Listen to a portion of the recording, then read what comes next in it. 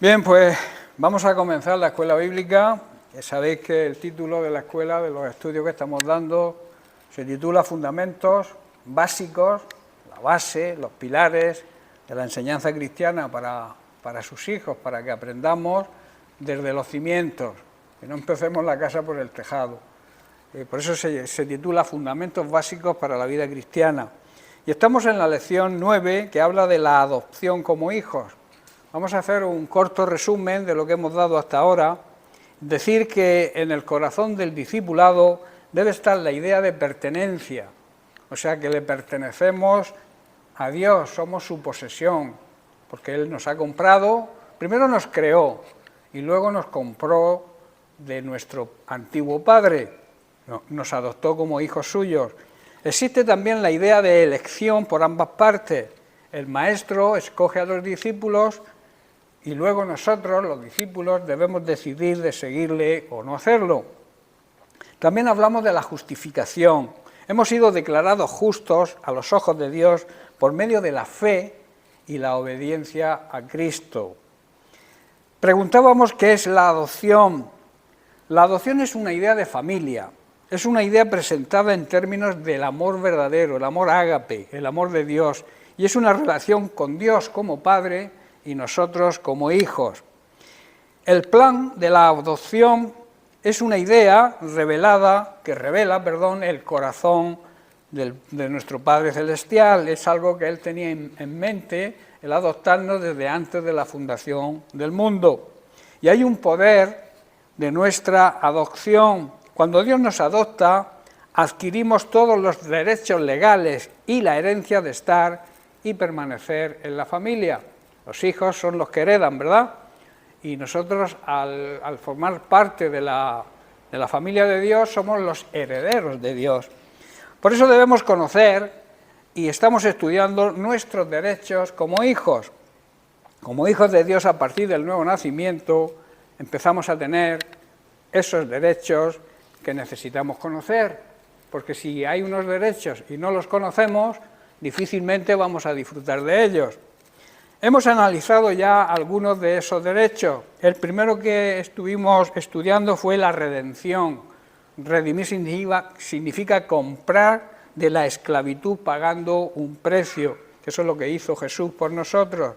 Y luego la santificación. El significado de santificar se vincula a dos ideas dominantes del concepto de lo santo. Primero, lo que es apartado, es separado o consagrado a Dios para un uso sagrado, el uso sagrado de la Gran Comisión. Dios nos aparta, nos llama, nos hace un llamado santo para que anunciemos el Evangelio. Y en segundo lugar, la otra idea es la transformación ética y moral que corresponde a los que han sido santificados. También hablamos de libertad. Y Pablo dice en 2 Corintios 3:17 que donde está el Espíritu del Señor, allí hay libertad. La libertad bíblica, digamos que es paradójica, puesto que se obtiene únicamente cuando estamos esclavizados a Dios y a Cristo. Por eso dice Pablo en Romanos capítulo 6, verso 22, mas ahora habéis sido libertados del pecado y hechos siervos de Dios. Dejamos de ser siervos de nuestro antiguo padre, el diablo, y pasamos a ser esclavos de Dios. Y alguien dijo que no hay mayor persona libre que aquel que es esclava de Dios, de Cristo. La libertad, en modo alguno, implica independencia de Dios, o sea, hacer lo que nos dé la gana sin contar con Dios, sino es la aceptación voluntaria de su soberanía, de su máxima autoridad. La libertad, por tanto, no significa que tengamos licencia para convertir nuestra libertad en libertinaje, en desenfreno, en inmoralidad, en vicios. Ahora más bien estamos bajo la ley de Cristo, y la ley de Cristo es la ley del amor. Y como veremos, hay cosas importantes que el amor debe conducirnos. Hoy vamos a hablar, aunque ya hablamos la lección anterior sobre el perdón, hoy vamos a tocar algunas matizaciones más, algunas consideraciones más sobre el perdón. Por tanto, vivir en santidad, ¿qué exige? Pues exige primero un gran esfuerzo del creyente. Dios nos exige ser santos, vivir en santidad, pero eso cuesta. Cuesta porque tenemos los ataques del enemigo, que aunque está vencido, él anda revoloteando por ahí, dando sus últimos coletazos y viendo a quien coge descuidado. ¿Estáis comprendiendo? Por eso debemos esforzarnos, debe haber un esfuerzo. La Biblia, Dios le dijo a Josué, esfuérzate y sé valiente. Los cristianos tenemos que ser valientes y esforzarnos por vivir en esa santidad que Dios nos exige. También debemos vivir en el Espíritu para poder vencer las obras de la carne. Las obras de la carne se van a someter al Espíritu cuando el Espíritu esté más fuerte que la carne, ¿verdad? Si el Espíritu está más débil que la carne vencerá al Espíritu. Por eso debemos alimentar el Espíritu y dejar en ayunas a la carne para que el Espíritu esté fuerte. ¿Cómo se alimenta el Espíritu? Pues por el oír la palabra de Dios, por leer la Biblia, por estar en oración, por compartir con los hermanos, estar los hermanos juntos. Ahí es donde se fortalece el Espíritu y la carne la sometemos al Espíritu. Cuando la carne está sometida al Espíritu, estamos en victoria. Amén. El amor de Dios también nos obliga, nos empuja. Estamos, digamos, en deuda con Él y por tanto debemos vivir en esa santidad que Dios nos exige. Hoy vamos a tocar otro de los derechos y también es un gran privilegio que nos pertenece como hijos, que es el ministerio de la reconciliación. En 2 de Corintios capítulo 5, versículos 17 al 19, Pablo nos dice, de modo que si alguno está en Cristo, si alguno vive de acuerdo a las enseñanzas de Cristo, si alguno ha nacido de nuevo, nueva criatura es. Las cosas viejas pasaron, lo que hacíamos antes quedó atrás, he aquí, todas son hechas nuevas, todas, hago énfasis en todas son hechas nuevas, o sea que cambiamos radicalmente de forma de vivir. Y dice y añade, y todo esto proviene de Dios, quien nos reconcilió consigo mismo por medio de Cristo, y nos dio, a nosotros nos encargó el ministerio de la reconciliación. Que Dios, dice, estaba en Cristo reconciliando consigo mismo al mundo, a las personas de este mundo, no tomándoles en cuenta a las personas, a los hombres, al ser humano, sus pecados, y nos encargó, aquí se dirige a su iglesia, a nosotros, la palabra de la reconciliación. Primero hablaré un poco sobre la reconciliación con Dios. Reconciliarse con Dios es el restablecimiento de la amistad perdida por el pecado del hombre con Dios, pues entre ambos existía, y hoy también existe, enemistad. Enemistad es la misma raíz que enemigo. O sea, cuando uno no es amigo, es enemigo. No hay término medio. Entonces, cuando estamos en enemistad con Dios, somos enemigos de Dios. Y el restablecimiento, la reconciliación, es la eliminación de un profundo desacuerdo entre el ser humano y Dios, que existía, como he dicho, como consecuencia del pecado. El ser humano, por su pecado, se encontraba y se encuentra hoy alejado de Dios, pero en la persona de su Hijo, en la persona de Jesucristo, Dios mismo ofreció el camino, Él tomó la iniciativa, el camino hacia la reconciliación. Pablo nos enseña que la reconciliación es una muestra del amor de Dios. Lo vemos en Romanos capítulo 5, versículo 10, dice, porque si siendo enemigos, estando enemistados y con falta de reconciliarnos con Dios, dice, siendo sus enemigos, fuimos reconciliados con Dios por medio de la muerte de su Hijo. Y dice, y mucho más, si hemos sido reconciliados por la muerte, estando ya reconciliados, seremos salvos por su vida, porque Él resucitó. Y cuando Cristo resucitó, nosotros también resucitamos de la parte de nuestro ser que estaba muerta, que es el Espíritu. Dice, y esa reconciliación solo se recibe a través de Jesucristo. El versículo 11 dice, y no solo esto, sino que también nos gloriamos en Dios por el Señor nuestro Jesucristo, por quien hemos recibido ahora la reconciliación. Ahora podemos estar alegres y gozosos por nuestra nueva y maravillosa relación con Dios, pero no por nuestra gracia, sino gracias al sacrificio de Jesucristo, porque Jesucristo nos volvió a hacer amigos de Dios. Y en 2 de Corintios, voy a repetir el versículo que hemos leído antes, 2 de Corintios 5, 19, dice: pues Dios estaba en Cristo reconciliando al mundo consigo mismo, no tomando más en cuenta el pecado de la gente, y nos regaló o nos encomendó a nosotros ese maravilloso mensaje de reconciliación. Dios estaba por medio de Cristo demostrando la divinidad de Cristo, reconciliando a las personas de este mundo consigo mismo. La acción espontánea de Dios, porque Él es quien tomó la iniciativa, nosotros no podíamos hacer nada, estábamos muertos en nuestros pecados, en nuestros delitos, y un muerto no puede hacer nada por sí mismo, ¿verdad?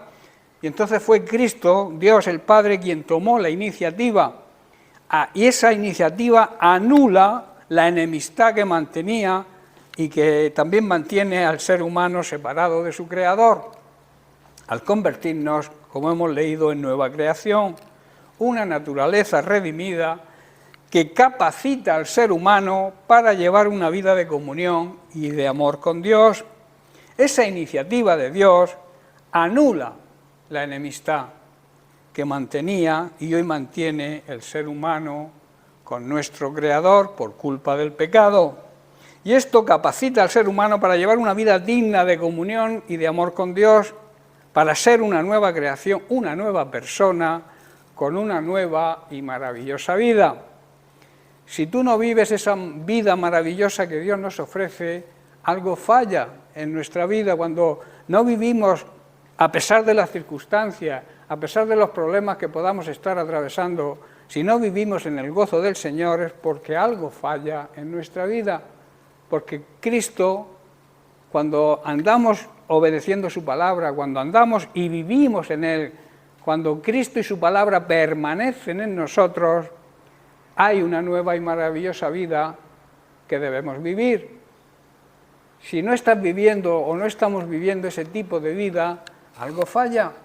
Jesús nos ofrece vida eterna, vida plena y vida abundante, no una vida mediocre como algunos llevan. Se llaman cristianos, sí, vienen a la iglesia, sí, pero luego ves su vida, su forma de comportarse, sus relaciones con las personas, con los vecinos, y vemos que no viven la verdadera vida, esa vida plena que Dios quiere que vivan.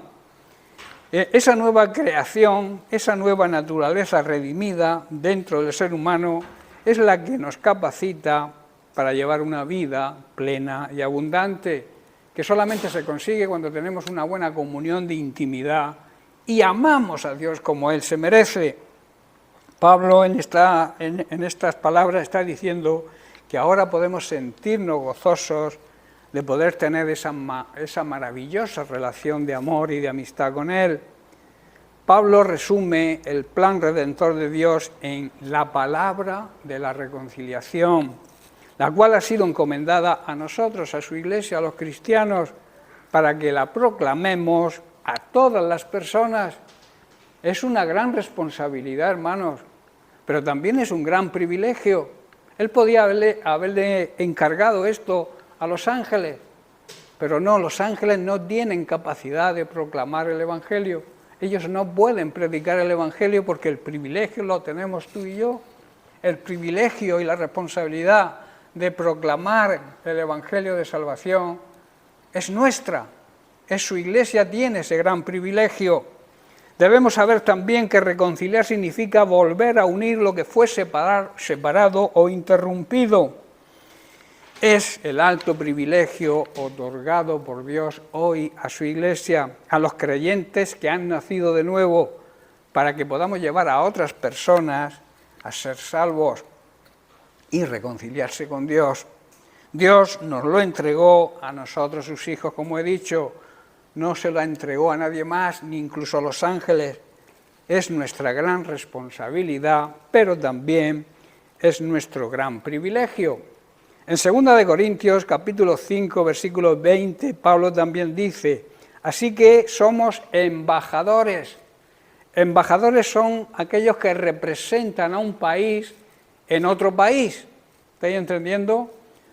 La embajada, aunque esté en otra nación, el sitio de la embajada, dentro de la embajada es territorio del embajador o de la patria donde nació el embajador, donde la patria o la nación lo ha enviado como embajador a otro sitio. No sé si entendéis.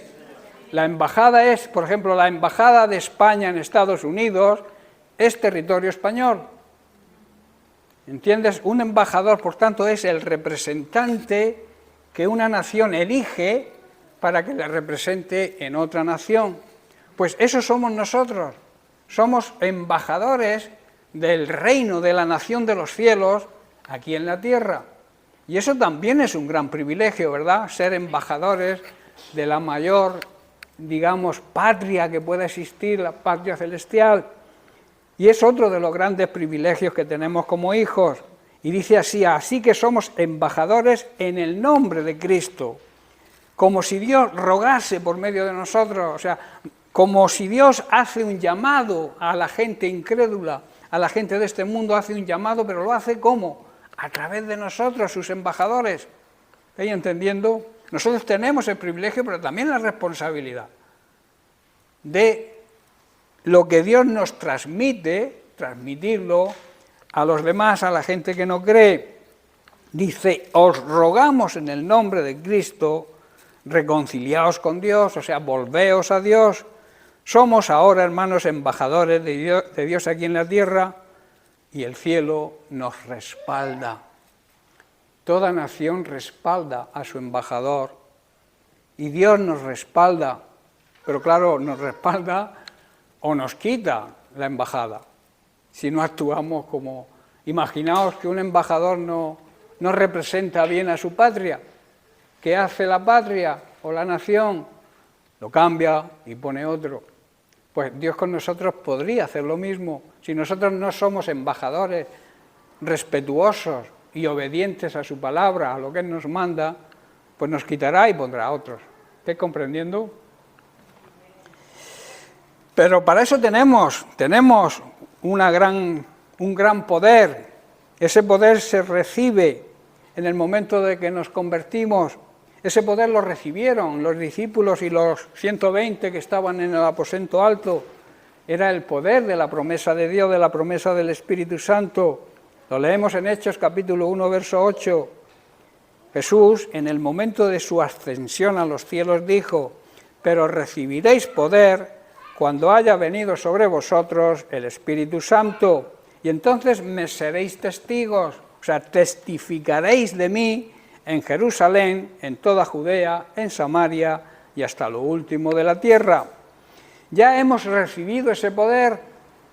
Cuando nos convertimos y nacimos de nuevo, ese poder, el Espíritu Santo, viene a morar en nosotros, y entonces ese poder está en nosotros. Y ahora debemos actuar como testigos, o sea, testificar, dar testimonio de Cristo, manifestando ese poder y proclamando lo que hemos visto y oído, llevando a las personas, al ser humano, a todos aquellos que nos rodean, llevándolos a la reconciliación con Dios.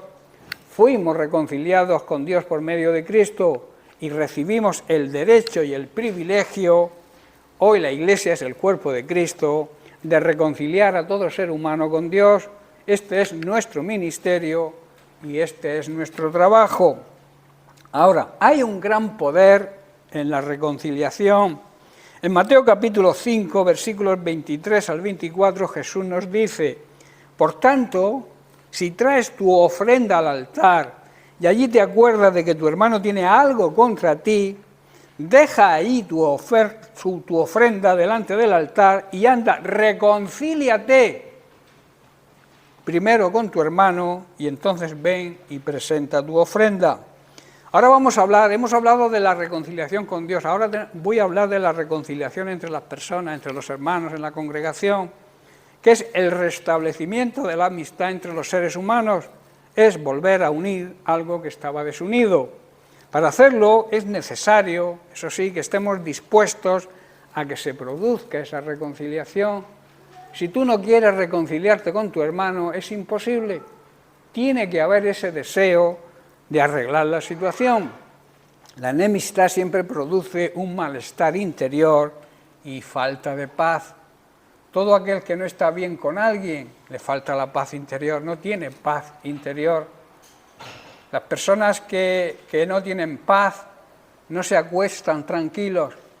Las personas que no tienen nada contra nadie, ni nadie tiene nada contra ellos, duermen a pata suelta, como se suele decir, ¿verdad?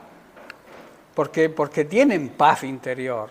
La enemistad con alguien, el rencor, la ira, que también puede ocasionar la falta de perdón, nos quita la paz. Y la paz interior, sobre todo, que es la paz que realmente se necesita, la paz en nuestro ser interior. Por eso Jesús dice en el pasaje que hemos leído, si te acuerdas de que tu hermano tiene algo contra ti, Jesús está diciendo que si el Espíritu Santo trae a tu mente ese desacuerdo que tienes, no tiene que ser muy grave quizás, o quizás pueda ser un leve desacuerdo, pero aunque sea leve, produce falta de paz. Cuando tú riñes con tu esposo o con tu esposa por una tontería que igual no tiene mucha importancia, te falta la paz hasta que lo solucionas, hasta que pides perdón. Eso es una realidad, que eso lo viven todos los matrimonios, por cosas quizá leves, pero ahí eso te quita la paz hasta que lo resuelves. Eso es lo que está diciendo ahí Jesús. Debes obedecer antes de hacer entrega de tu ofrenda. Ve, reconcíliate primero con tu hermano, con la persona que andes mal, y entonces vuelve y presenta tu ofrenda. Dios no acepta ofrendas cuando no hay perdón en nuestra vida, cuando necesitamos pedir perdón o necesitamos perdonar. Si tú necesitas pedir perdón o necesitas perdonar a alguien, hazlo antes de ofrecerle nada a Dios, porque Dios no acepta ese tipo de ofrendas. ¿Estáis entendiendo? Nunca debemos ser obstáculo a la guía y a la sensibilidad del Espíritu Santo cuando nos instruya, aunque sea en la cosa más pequeña. Por el contrario, debemos ser sabios y dejarnos guiar por Él. Es de sabios dejarse guiar por el Espíritu Santo. A veces cometemos imprudencias porque no queremos escuchar la voz del Espíritu Santo, que nos va a guiar a la verdad, a la decisión apropiada. Pero a veces somos tercos y queremos, por nuestra sabiduría, digamos, humana, o por nuestra manera de hacer las cosas, queremos ser nosotros quien tome la iniciativa, y la mayoría de las veces cuando no consultamos con Dios fracasamos. Por eso, te repito, sé sabio y déjate guiar por el Espíritu Santo. En el Salmo 34, versículo 14, David nos da un sabio consejo y la solución a esa falta de paz. Dice, apártate del mal y haz el bien, busca la paz, la reconciliación con todo el mundo y síguela. Debemos apartarnos, hermanos, de hacer el mal y en cambio debemos hacer el bien. Debemos buscar la paz con todo el mundo, con todas las personas que nos rodean, también con nosotros mismos. A veces estamos enfadados con nosotros mismos por ciertas actitudes, también tenemos que reconciliarnos con nosotros mismos. Y además con todo el mundo, y luego esforzarnos y ser valientes y mantener esa paz. La única manera de vencer el mal, hermanos, es con el bien, y también es la única manera de conseguir esa paz interior que todos necesitamos. Una cosa importante que podemos aprender de las palabras de Jesús es que no es que tengamos algo nosotros contra alguien. Jesús dice, si traes tu ofrenda al altar y allí te acuerdas de que tu hermano es el que tiene algo contra ti. Esto habla de pedir perdón, porque se supone que nosotros hemos sido los causantes de que ese hermano tenga algo contra mí o contra nosotros. ¿Estáis entendiendo? O sea, no es que tú tengas algo contra alguien y debas arreglarlo y solucionarlo, sino si tú sabes, te das cuenta, el Espíritu Santo te muestra que un hermano tiene algo contra ti, arréglalo también. Aunque tú no seas consciente de que hayas sido o le hayas ocasionado alguna ofensa. Igual, yo que sé, un gesto, algo que el hermano ha malinterpretado quizás. Por eso está aclararlo, hablarlo con el hermano. Hermano, ¿qué te pasa que te veo raro conmigo? Pues mira, pues ahora que me lo dices, pues mira, esto que hiciste no me gustó. Se pide perdón, se reconcilia uno, y miel y hojuelas, como se suele decir, ¿verdad? A olvidar y a restaurar la amistad perdida. Debemos saber que hay un gran poder, hermanos, en la reconciliación y recordar las palabras de Jesús que nos dicen que Dios no acepta ofrenda de ningún tipo si no arreglamos cualquier situación de enfrentamiento con otras personas. Eso tenemos que tenerlo claro. Tú no puedes comprar a Dios.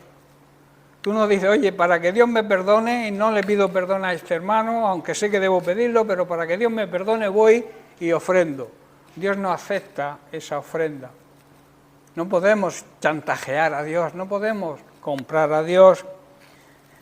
También debemos estar reconciliados con Dios, ¿verdad?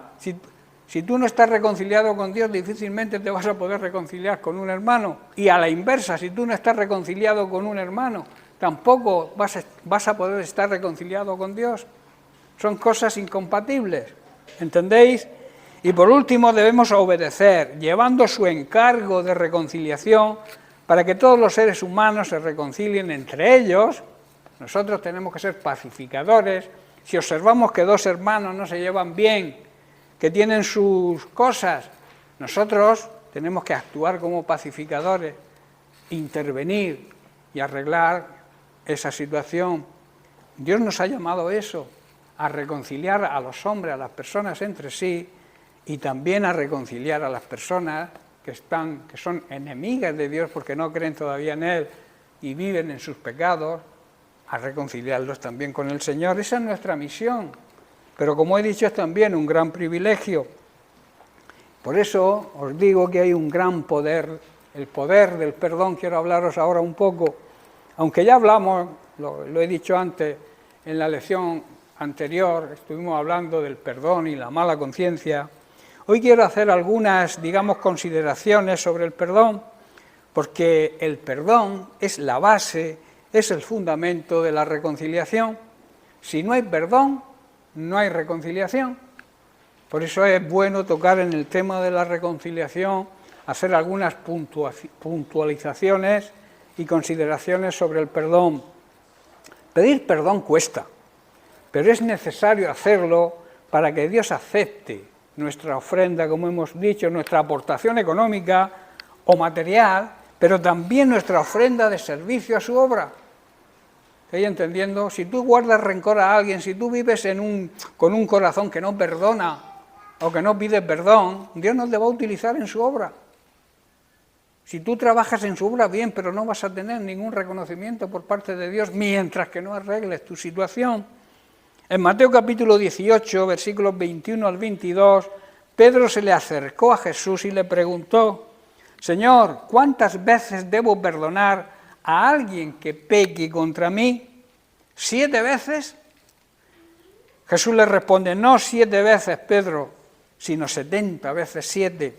Que esto quiere decir que siempre debemos perdonar, no importa el número de veces.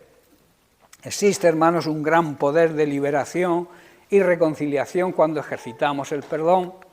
Jesucristo nos lo demostró pidiendo al Padre el perdón sobre sus enemigos. Todos sabéis que en la cruz Él pidió que perdonaran a aquellos que lo estaban sacrificando, crucificando. En Mateo capítulo 5 leemos los versículos 43 al 45, Jesús nos dice: oísteis que fue dicho, amarás a tu prójimo y aborrecerás a tu enemigo. Esto es lo que marcaba la ley de Moisés. Pero yo os digo, amad a vuestros enemigos, bendecid a los que os maldicen, haced bien a los que os aborrecen y orad por los que os ultrajan y os persiguen. Esto habla de reconciliación, ¿verdad? Y esto cuesta. Pero son palabras del propio Jesús. Y son órdenes, son mandamientos que debemos cumplir, para que seáis hijos de vuestro Padre, para que demostréis de verdad que hemos sido adoptados por Dios. Tenemos que hacer todo esto que nos dice Jesús. Por ese Dios que está en los cielos, que dice, hace salir su sol para malos y buenos, y que hace llover sobre justos e injustos. Está diciendo Jesús, habéis oído lo que la ley dice, ¿verdad? Ama a tu prójimo y odia a tu enemigo. Pero yo os digo, borrar eso. Yo os digo y os mando, os ordeno, que debéis amar a vuestros enemigos. Es difícil, ¿verdad? Quizás sea fácil amar a los amigos, amar a la familia. Lo difícil es amar a aquellos que nos hacen mal, ¿verdad? A nuestros enemigos. Pero la palabra de Dios, Jesús nos dice que amemos a nuestros enemigos y que oremos por aquellos que nos persiguen. De esa manera estaremos actuando como verdaderos hijos de nuestro Padre que está en los cielos. Pues Él, repito, da la luz del sol tanto a los malos como a los buenos y envía su lluvia sobre los justos y los injustos por igual. Nosotros ahora estamos y vivimos bajo la ley de Cristo, bajo la ley del amor de Dios demostrado por Cristo. Y esa ley nos dice que debemos amar incluso a nuestros enemigos.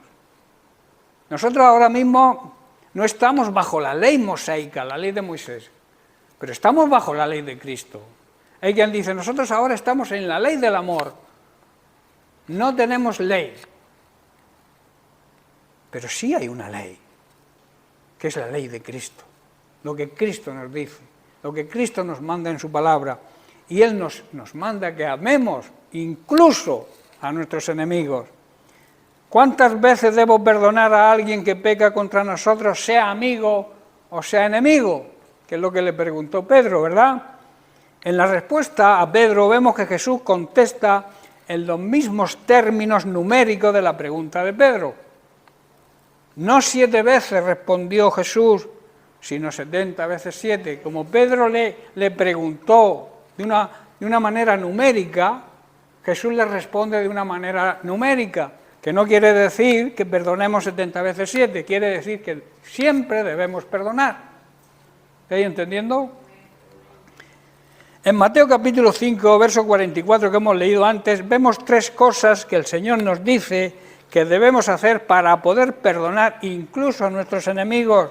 Palabras textuales: amad a vuestros enemigos, bendecid a los que os maldicen, haced bien a los que os aborrecen y orad por los que os ultrajan y persiguen. Esto significa que, primero, debemos vencer con el bien el mal. Esto se hace mostrándole nuestro amor, el amor de Dios que fue derramado en nuestros corazones cuando nos convertimos. Cuando tú aceptaste a Cristo, cuando tú crees por fe lo que Jesucristo hizo, le reconoces como Señor y Salvador, entonces el Espíritu Santo viene a morar en ti y tienes un nuevo corazón. Por eso debemos vencer con el bien el mal. El amor fue derramado, el amor de Dios fue derramado en nuestros corazones en ese instante, en ese momento de convertirnos. También debemos bendecir, dice, a los que nos maldicen. La bendición, hermanos, siempre sale vencedora sobre la maldición.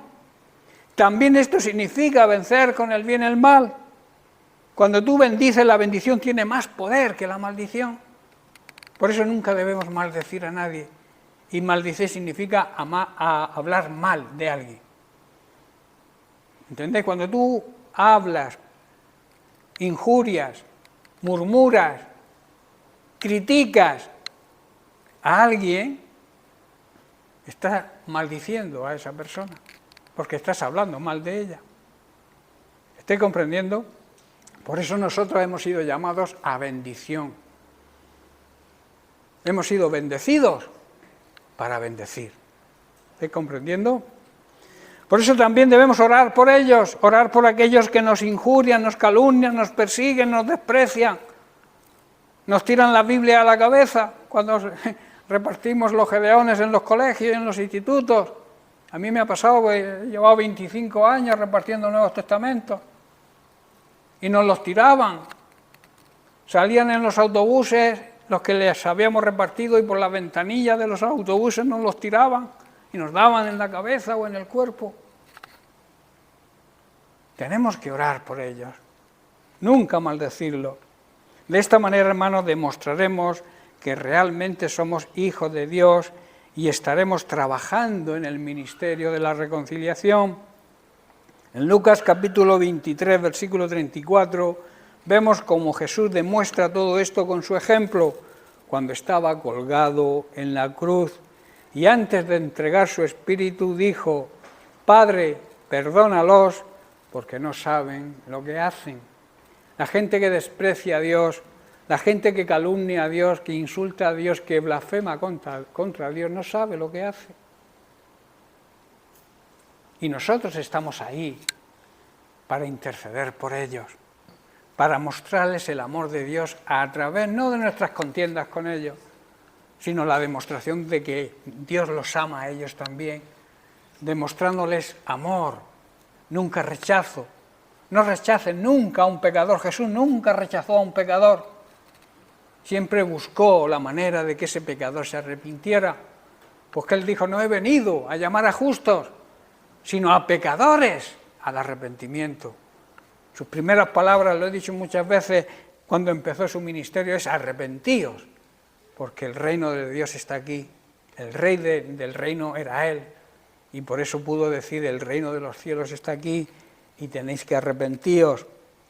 Hermanos, esto fue la demostración del poder del amor de Dios hacia toda la humanidad cuando dijo Jesús esas palabras: el gran poder de liberación que produce el perdón y la reconciliación. Cuando perdonamos a aquel que nos ofende, nos ultraja o nos persigue, hay dos personas que quedan libres, que quedan liberadas: la persona a quien perdonamos y nosotros mismos.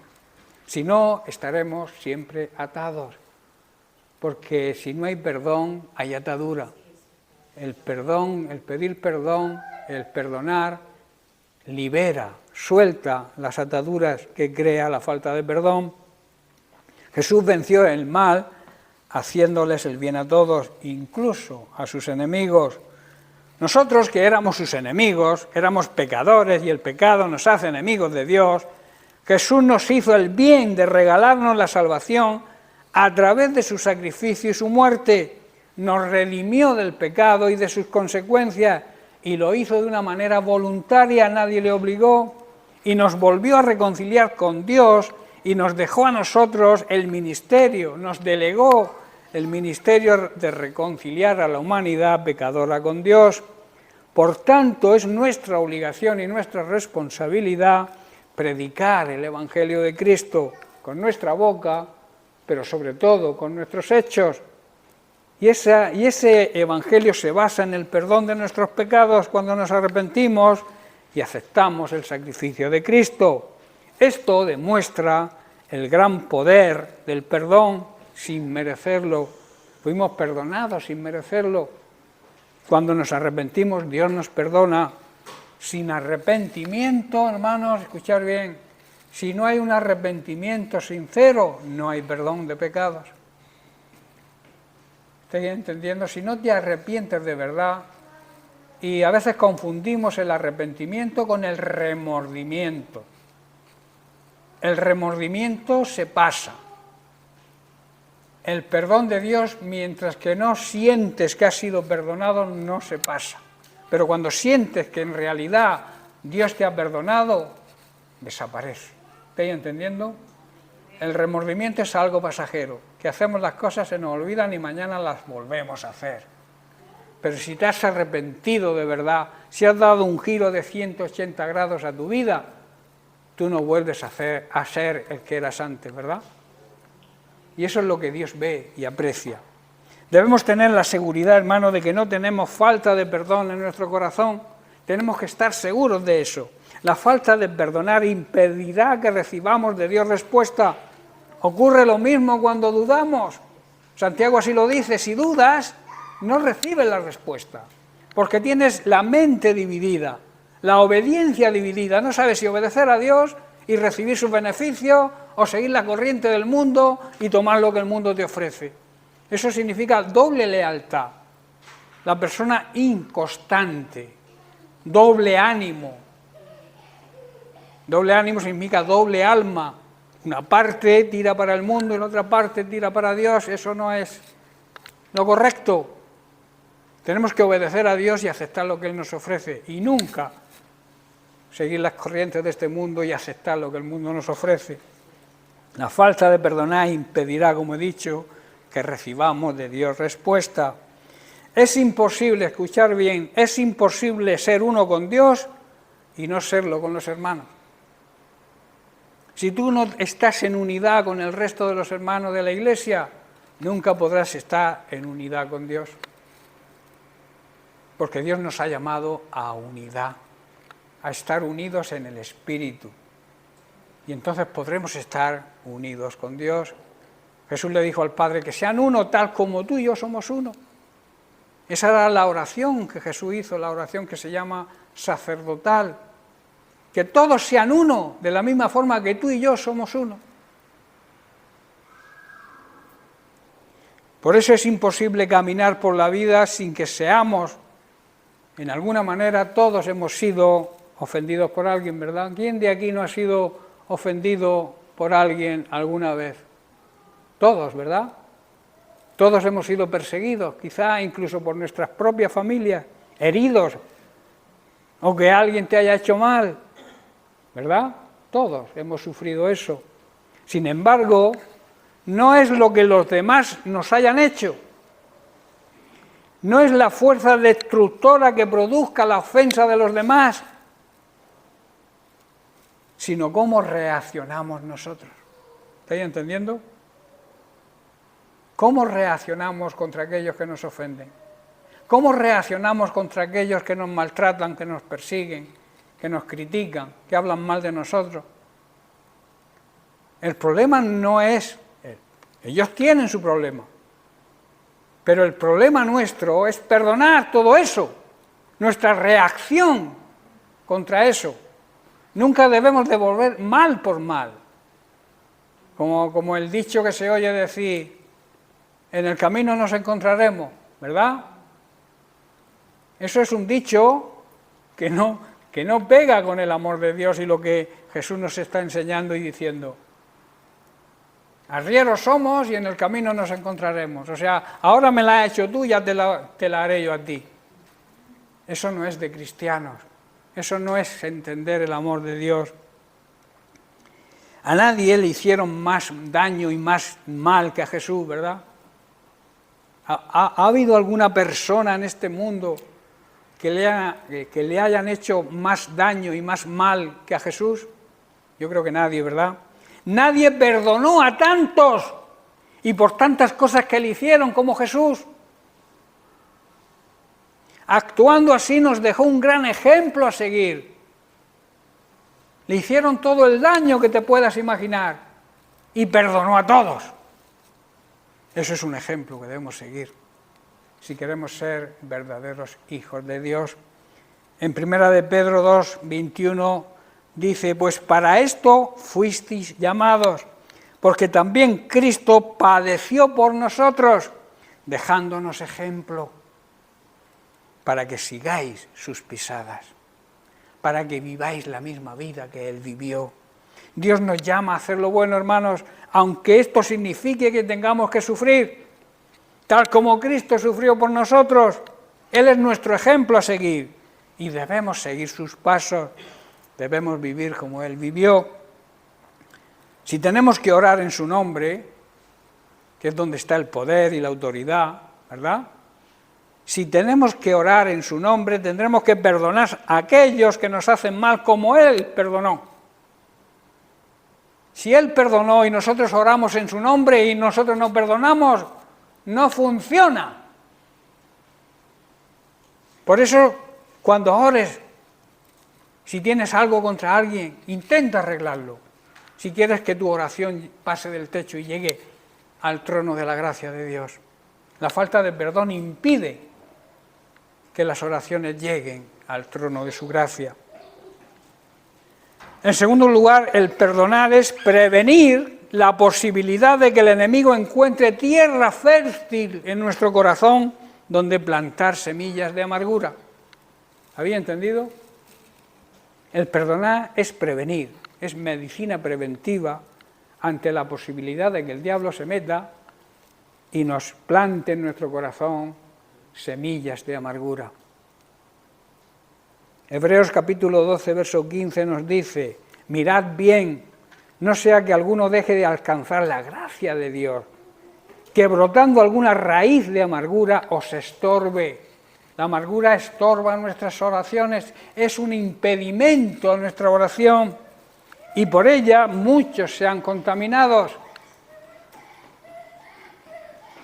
La amargura es contagiosa. Si tú vives con un amargado o con una amargada, acabarás amargado o acabarás amargada, porque es contagioso. Debemos cuidarnos unos a otros, hermanos, para que ninguno de nosotros deje de recibir la gracia de Dios. Para que ninguno pueda impedir que esa gracia, ese regalo, ese poder capacitador que Dios nos da para superar las pruebas, llegue a nuestra vida. Debemos dejar que la gracia de Dios llegue a nuestra vida, pero tenemos que tener cuidado de que no brote ninguna raíz venenosa de amargura, la cual nos va a trastornar y va a envenenar a muchos. La falta de perdón produce amargura. Cuando no perdonas o no pides perdón, vives en amargura. El diablo utiliza esa rendija para meterse y sembrar, como dice la palabra, sembrar raíces de amargura en tu corazón. En segundo lugar, al perdonar, limpiamos el canal de comunicación entre la persona que nos hizo mal y nosotros mismos. Cuando no perdonamos, algo obstruye la comunicación, ¿verdad? Si tú no has perdonado a alguien y lo ves venir, te das la vuelta, cambias de acera, miras hacia otro lado, ¿verdad? Porque no has perdonado. Pero el perdón restaura esa vía de comunicación. Esa vía ya no huimos al escuchar su nombre. Y cuando viene hacia nosotros lo recibimos con gozo, porque hemos perdonado de verdad. No cambiamos de acera o no miramos hacia otro lado si en realidad hemos perdonado. Y hablamos con ellos sin desprecio y sin frialdad. Cuando no perdonas, miras a la otra persona con desprecio, la miras con frialdad, pero si perdonas de verdad, si hay perdón, cambia totalmente. Podemos gozar y disfrutar nuevamente con esas personas. Y en tercer lugar, ya estoy terminando, por el hecho de perdonar, preparamos nuestro corazón para recibir la palabra de Dios. La palabra de Dios nunca va a dar fruto en nuestro corazón, en nuestra vida, si no hay perdón. La palabra podrá caer y rebotará, porque un corazón no perdonador es un corazón de piedra, y la semilla sobre la piedra resbala, ¿verdad? No echa raíces. Una semilla que tú siembras en un pedregal no echa raíces, porque hay dureza. Lo mismo ocurre cuando hay falta de perdón, hay dureza de corazón y la palabra de Dios no llega. Por eso cuando perdonamos estamos preparando nuestro corazón para recibir la palabra de Dios, esa palabra de fe, porque ya no tan solamente están abiertos los canales de comunicación con nuestros hermanos, sino también los canales de comunicación con Dios. ¿Estoy entendiendo? Si tu corazón, si tu canal de comunicación con los hermanos está obstruido, también estará obstruido el canal de comunicación con Dios. No podremos orar. Hay personas que no les sale orar porque viven en discordia con su esposo, con su esposa, con sus hijos, con el vecino, con sus padres, porque hay falta de perdón, y la falta de perdón impide tener un canal de comunicación con Dios como es la oración. Por eso Jesús, y ya termino con esto, hablaba bien claro referente al perdón, cuando dice en Marcos capítulo 11, versículos 24 al 26, Dice así Jesús: por tanto os digo que todo lo que pidiereis orando, creed que lo recibiréis y os vendrá. Pero luego dice en el verso 25, y cuando estéis orando, perdonad, en imperativo, como una orden, si tenéis algo contra alguno, para que también vuestro Padre que está en los cielos os perdone a vosotros vuestras ofensas. Porque si vosotros no perdonáis, tampoco vuestro Padre que está en los cielos os perdonará vuestras ofensas. Y hermanos, esto es una ley espiritual que se cumple siempre. Dios quiere perdonarnos, pero necesita que nuestro corazón esté limpio de falta de perdón, que no haya ningún resquicio en nuestro corazón que el diablo pueda utilizar para negar, para rechazar, para que nuestro corazón pueda rechazar la palabra de Dios, sino todo lo contrario. Debemos procurar pedir perdón. Hermano, si tienes algo contra alguien, soluciónalo, pero hazlo ya, porque Dios quiere restaurar ese canal de comunicación contigo que se rompe cuando hay falta de perdón. Amén. Bien, pues lo dejamos aquí, seguiremos la semana que viene con otro de los derechos y también un gran privilegio de ser hijos de Dios, que es la justicia de Dios aplicable a sus hijos. Amén. Bien, pues que Dios les bendiga.